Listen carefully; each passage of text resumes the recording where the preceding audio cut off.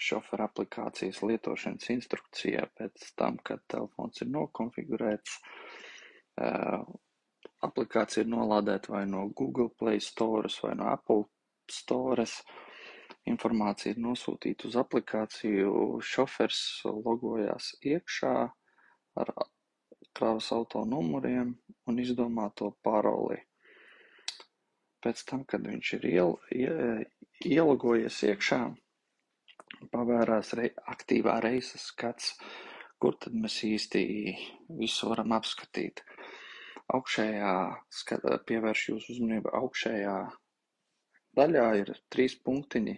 Atverot 3 punktiņus, mēs varam atjaunot, atvērtie reisi, iestatījumu un izrakstīties.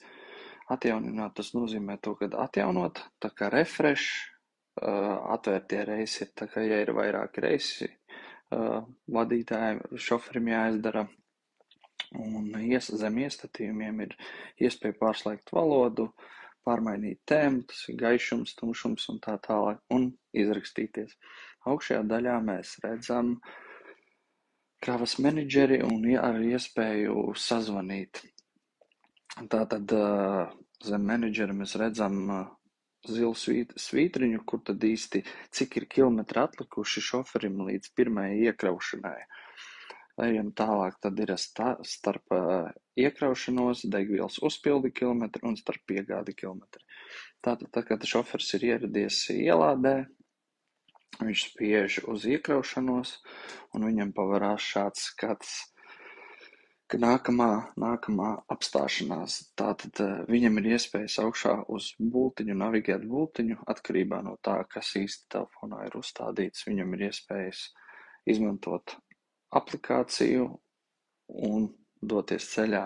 Mēs redzam iekraušanās visu nepieciešamo informāciju, kas ir, ja nu viņš izmanto savu GPS, viņam ir koordinātes, viņam ir pasūtījuma numurs, tāpat tās viņam ir kraušanās references un arī izlādes references. Ir arī iespēja viņam nosūtīt CMR un pēc izkraušanās arī uzņemt kravas foto.